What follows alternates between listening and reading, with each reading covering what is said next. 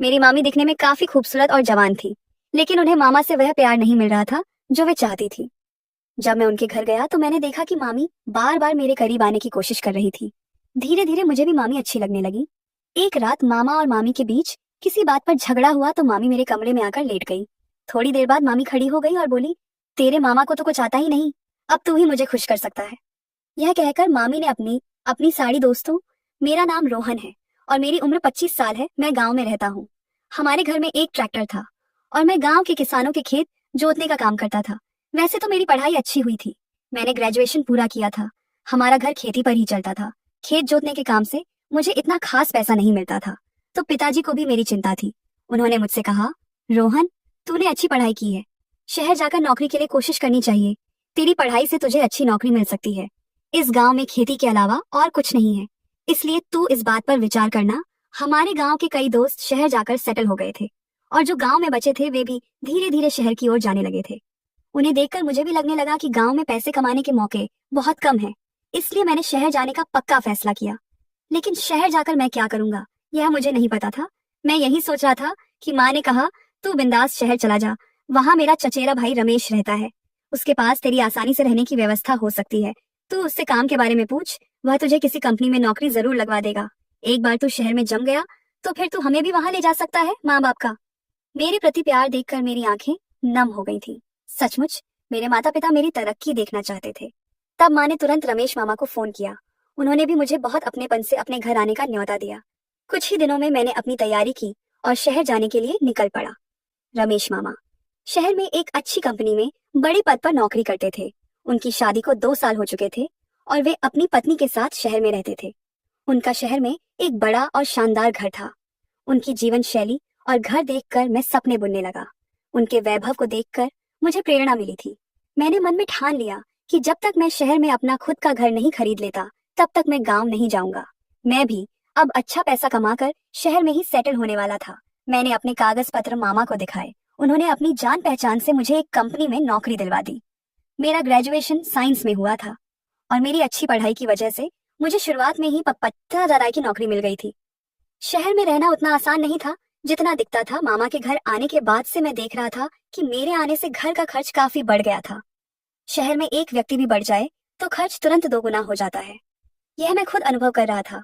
इसलिए मामा के कुछ कहने से पहले मैंने ही उनसे कहा, मामा, मैं अपने रहने के लिए हर महीने R7,000 तुम्हें देता रहूंगा।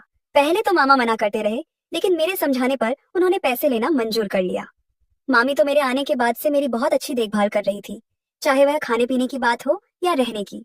मेरे वहां जाने से उसे कोई दिक्कत नहीं थी। मामी दिखने में बहुत आकर्षक और गठीली थी।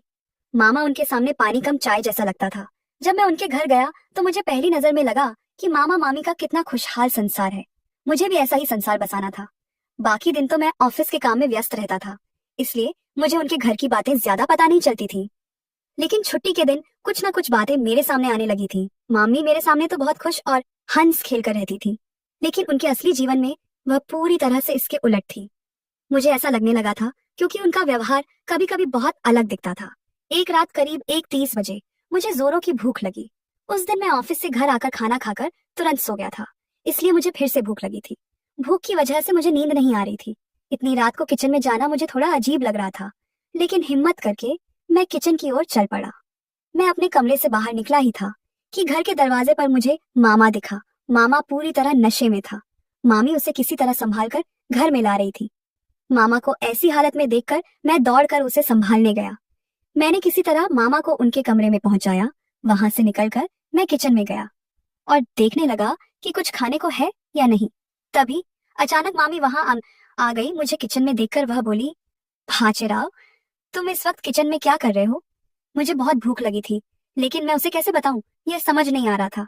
मैंने मामी से कहा, कुछ नहीं मामी, मैं पानी पीने आया था, पानी का गिलास नहीं मिल रहा था, वही ढूंढ रहा था इस पर। वह बोली, भाचेरव, गिलास तो तुम्हारे सामने ही है, जरूर तुम्हें कुछ और चाहिए, जो चाहिए वह मुझे बता। तब मैंने उसे बताया कि मुझे बहुत जोरों की भूख लगी है और मैं देख रहा था कि कुछ खाने को है या नहीं। मामी ने मुस्कुराकर मुझे किनारे किया और बोली, तुम डाइनिंग टेबल पर बैठो, मैं तुम्हें अभी खाना परोसती हूँ। मामी ने कुछ ही देर में मुझे गर्मा गर्म खाना परोस दिया। मैं खाना खा रहा था तब मामी मेरे सामने ही बैठ गई थी। मैंने सहज ही उससे पूछा, तूने खाना खाया? इस पर मामी ने कोई जवाब नहीं दिया। फिर वह बोली, मैं तुम्हारे मामा का इंतजार कर रही थी, मुझे उनके साथ खाना खाना था, लेकिन देखा ना मामा किस हालत में घर आए। उन्हें देखकर मेरा पेट भी भर गया। ऐसा समझ लो मामी घर में बहुत मेहनत करती थी और घर की औरत का बिना खाए सोना मुझे बिल्कुल पसंद नहीं था। तब मैं मामी के पास गया और अपने हाथ से उसे खाना खिलाया। मामी पहले तो बहुत शर्मा रही थी, लेकिन बाद में वह मुझे एक तक देखने लगी और बड़े प्यार से मेरे हाथ से खाना खाने लगी। खाना खत्म होने के बाद मैंने अपने होठों पर पानी का हाथ फेरा।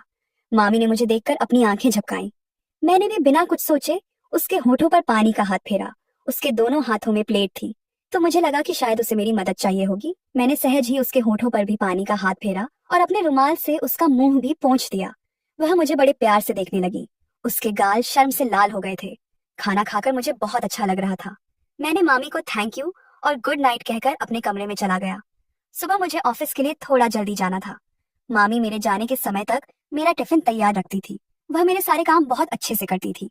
एक बार रविवार के दिन मामा मुझे अपने कमरे में ले गया। वह बोला, आज हम दोनों मिलकर मजा करेंगे। उसके कमरे में उसने सारी व्यवस्था कर रखी थी। 2 गिलास पहले से ही भरे हुए रखे थे। उन्हें देखकर मैं हैरान रह गया। मैंने पहले कभी शराब को हाथ नहीं लगाया था। मामा मुझे जोर देने लगा। उसे मना कैसे करूं, यह मुझे समझ नहीं आ रहा था, क्योंकि उसका मुंह पर बहुत एहसान था। उसने ही मुझे अच्छी कंपनी में नौकरी दिलवाई थी, इसलिए उसे ना कहकर मैं उसे नाराज नहीं करना चाहता था। मैं मामा के साथ बैठ गया। तभी मुझे दरवाजे पर मामी दिखी। वो चुपके से कमरे में झांक रही थी। उसे देखकर मुझे शर्मिंदगी की महसूस होने लगी। मामी ने मुझे इशारा किया कि मैं ग्लास को हाथ ना लगाऊं। इधर मामा का आग्रह बढ़ता जा रहा था। तब मैंने नाटक किया कि मैंने गिलास मुंह से लगाया, लेकिन मैंने एक घूंट भी नहीं पिया। कुछ ही देर में मामा ने एक के बाद एक गिलास खाली कर दिए और वह नशे में धुत हो गया। इसके बाद मैं कमरे का सामान धीरे धीरे किचन में ले जाने लगा। मुझे काम करते देख मामी कमरे में आ गई। बचा हुआ सामान वह उठाकर ले आई। किचन के पास पहुंचते ही उसके हाथ से एक कांच का ग्लास जमीन पर गिर गया और उसी वक्त उसका पैर उस टूटे कांच पर पड़ गया। मामी दर्द से कराह रही थी। उसे ऐसी हालत में देखकर मैं उसकी मदद के लिए दौड़ा। मामी को चलने में बहुत तकलीफ हो रही थी। मेरे पास उसे गोद में उठाने के अलावा कोई चारा नहीं था। मैंने मामी को गोद में उठाकर उनके कमरे में ले गया।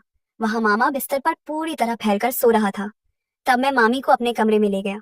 वहां पहुंचते ही मैंने उसे बिस्तर पर लिटाया और उसके पैर से कांच निकाला।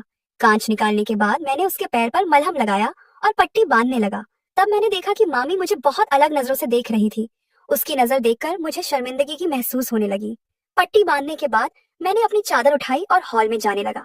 तभी मामी ने मेरा हाथ पकड़ा। उसने मुझे अपने पास बुलाया और अपने बगल में बैठने को कहा। मामी बोली, रोहन, तुमने तो मेरी एक बात मानी और एक घूंट भी नहीं पिया। वैसे ही तुमने मुझे मलहम पट्टी कर दी। इन दोनों बातों के लिए बहुत बहुत धन्यवाद। मामी मेरा हाथ पकड़कर मुझसे बात कर रही थी। उसके व्यवहार से लग रहा था कि वह मुझसे बहुत सारी बातें करना चाहती थी। तब मैंने उससे पूछा, तूने मुझे मामा के साथ पार्टी करने से मना करने का इशारा क्यों किया? इस पर वह बोली, रोहन, तुम शरीफ हो। तुम में और तुम्हारे मामा में बहुत फर्क है। तुम उस गलत रास्ते पर ना जाओ, इसीलिए मैंने तुम्हें ड्रिंक करने से मना किया। वह मुझसे बात करते समय मैंने देखा कि उसकी आंखों में मेरे लिए प्यार झलक रहा था। उस दिन के बाद मेरे मन में भी मामी के लिए कुछ भावनाएं जागने लगी थी। अब मेरी नजर उस पर पड़ने लगी थी। मामी मुझे ऑफिस जाते समय अपने काम छोड़कर बाएं करने आती थी। उसका मेरे प्रति व्यवहार बहुत बदल गया था। एक दिन मैं ऑफिस से आधा दिन छुट्टी लेकर जल्दी घर आ गया। घर आते ही मुझे भूख लगी थी। फ्रेश होकर मैंने मामी से खाना परोसने को कहा। मुझे खाना परोसते समय मामी मेरे बगल में ही बैठी थी। खाते समय गलती से मेरे शर्ट पर सब्जी का रस्सा गिर गया। मामी तुरंत उठकर मेरे पास आई और अपनी साड़ी के पल्लू से मेरा शर्ट साफ करने लगी। उस वक्त वह मेरे बहुत करीब थी। तभी अचानक हमारी नजरें मिली। पिछले कुछ दिनों से मामी की नजरों और व्यवहार में मेरे लिए बहुत प्यार दिख रहा था। ऐसा लग रहा था जैसे उसकी आंखें मुझसे कुछ कहना चाहती हों। शर्ट साफ होने के बाद भी वह मुझसे दूर नहीं हुई। तब मैंने कहा, मामी, शर्ट साफ हो गया, अब बस कर नहीं तो शर्ट का रंग निकलने लगेगा। मेरे ऐसा कहते ही मामी होश में आई। मैंने कहा, मामी, चल तू भी मेरे साथ खाना खा ले। इस पर वह बोली, मुझे भूख तो लगी है, लेकिन आज मुझे अपने हाथ से खाना नहीं चाहिए। उस दिन जैसे तूने मुझे खाना खिलाया था वैसे ही अगर तू खिलाने को तैयार हो तभी मैं खाऊंगी। मामी अचानक कुछ अजीब सी नखरे करने लगी थी। मैंने उस दिन देखा था कि मामा का इंतजार करते करते वह बिना खाए रह जाती थी, इसलिए मैंने उसे अपने हाथ से खाना खिलाना शुरू किया। उसे खिलाते समय मामी मेरी उंगलियों को चूसकर खाना खा रही थी। मुझे यह थोड़ा अजीब लग रहा था। तभी उसने मेरी उंगली को काट लिया। मैं जोर से चिल्लाया तो मामी ने फिर से मेरी उंगली अपने होठों में पकड़ ली।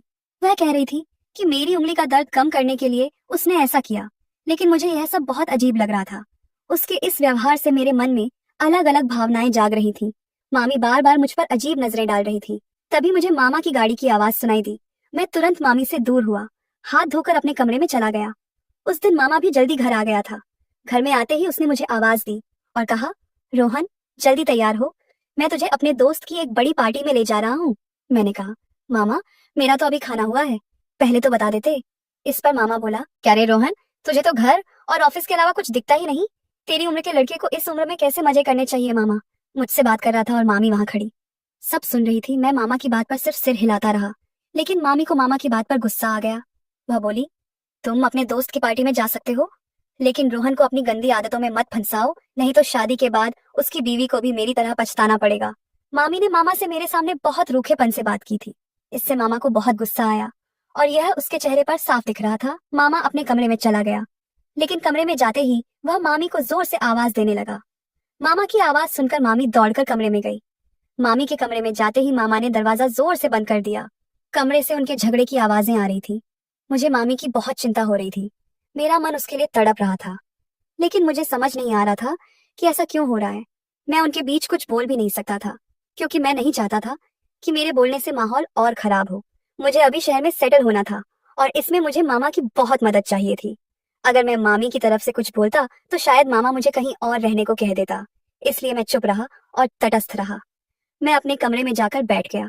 कुछ देर बाद मामी बड़बड़ाते हुए मेरे कमरे में आई और मेरे बगल में लेट गई। जब वह कमरे में आई तो कमरे में छोटा सा नाइट लैम्प जल रहा था। उस रोशनी में मैंने देखा कि मामी मेरे बगल में लेटी है। मुझे लगा कि वह गुस्से में होगी, इसलिए मैंने उससे कुछ नहीं कहा। थोड़ी देर बाद मैं अलमारी से कपड़े निकालने गया, तभी अचानक मामी मेरे पास आई और मुझसे लिपट गई। उसके इस व्यवहार से मैं डर गया, क्योंकि मामा घर में ही था। अगर उसने यह देख लिया होता तो मेरी खैर नहीं थी। मामी के रोने की आवाज सुनकर मैं और घबरा गया। मैंने तुरंत कमरे की बड़ी लाइट जलाई और मामी को मुझसे अलग किया। उसने मुझे बिस्तर पर बिठाया और मेरे बगल में बैठकर मेरा सिर अपने कंधे पर रख लिया। मैंने कहा, मामी, थोड़ा शांत हो, रोना बंद कर और बता कि क्या हुआ। बार बार मुझे इस तरह मत लिपट, क्योंकि मामा भी घर में है। अगर उसने देख लिया तो वह कुछ और समझेगा और तुम दोनों में और झगड़ा बढ़ेगा। इस पर वह बोली, तेरा मामा मुझे ना सुनाकर पहले ही पार्टी के लिए निकल गया। मैं तो तुझे अपना समझकर तेरे पास आई थी, लेकिन तू बार बार मुझे दूर कर रहा है। यह कहकर मामी गुस्से में कमरे से बाहर जाने लगी।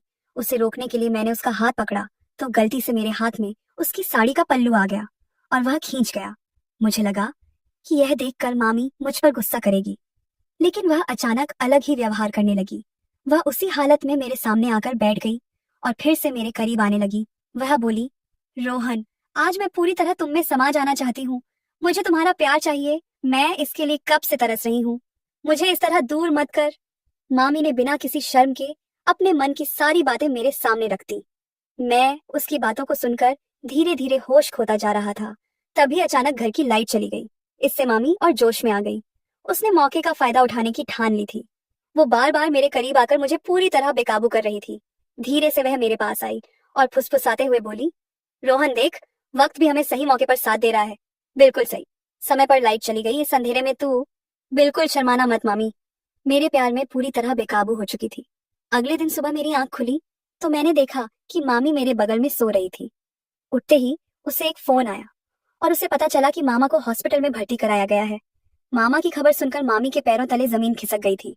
हॉस्पिटल जाने से पहले उसने मुझे गले लगाया और सॉरी कहते हुए बोली, कल रात जो भी हुआ वह तू अपने मामा के सामने गलती से भी मत बोलना। मुझसे वादा लेकर मामी हॉस्पिटल के लिए निकल गई। कल रात मामी ने मुझसे कहा था कि वह मुझसे प्यार करती है और वह मुझे अपना सब कुछ सौंपने को तैयार है। वह अपना बाकी का जीवन भी मेरे साथ बिताना चाहती थी, लेकिन मैंने उसकी किसी भी बात पर सहमति नहीं दी थी। हमारे बीच कुछ भी गलत नहीं हुआ था। मैंने मामी को समझाया कि मैं अपने मामा की पत्नी को सिर्फ मामी के रूप में ही देखता हूँ। मैं अपने रिश्ते की मर्यादा नहीं तोड़ सकता। मामी और मामा के रिश्ते में खुशी नाम की चीज नहीं थी। मामी का कहना था कि मामा को सिर्फ पैसे के पीछे भागने के बजाय मुझे भी थोड़ा वक्त देना चाहिए, मेरे साथ प्यार भरी 4 बातें करनी चाहिए, मेरी फिक्र करनी चाहिए। मामी तो मुझ में ही अपना पति ढूंढने लगी थी और इसीलिए उसका व्यवहार ऐसा बदल गया था। जब मैंने उसकी सारी बातों को नकार दिया तो वह बहुत भड़क गई थी। लेकिन मुझे पता था कि जैसे जैसे उनका वैवाहिक जीवन आगे बढ़ेगा वैसे वैसे उन्हें एक दूसरे की कीमत समझ आएगी। कल रात मामा ने पार्टी में थोड़ा ज्यादा ड्रिंक कर लिया था, जिसके कारण उसका छोटा सा एक्सीडेंट हो गया था। उसमें उसे कई जगह चोट लगी थी। कुछ देर बाद मामी मामा को घर ले आई। अगले कुछ दिन मामी मामा के साथ ही थी। अब धीरे धीरे वे एक दूसरे की फिक्र करने लगे थे। एक दूसरे को वक्त देने से शायद मामा को यह एहसास हो गया था कि मुश्किल वक्त में बीवी ही पति के लिए खड़ी होती है। इसीलिए मामा अब मामी से बहुत प्यार करने लगा था। मामी को जो प्यार चाहिए था वह अब मामा से मिलने लगा था। आज इस बात को एक हफ्ता हो गया, लेकिन मुझे याद नहीं कि उनके बीच कोई झगड़ा हुआ हो। दोस्तों, अपने जीवन साथी को वक्त देना उतना ही जरूरी है जितना पैसा कमाना, क्योंकि सिर्फ पैसे के पीछे भागकर वैवाहिक जीवन नहीं चलता। जीवन साथी को जो प्यार चाहिए वह उसे सही वक्त पर मिलना चाहिए, तभी वैवाहिक जीवन सुखमय हो सकता है। दोस्तों, अगर आपको यह कहानी पसंद आई हो तो चैनल को सब्सक्राइब करें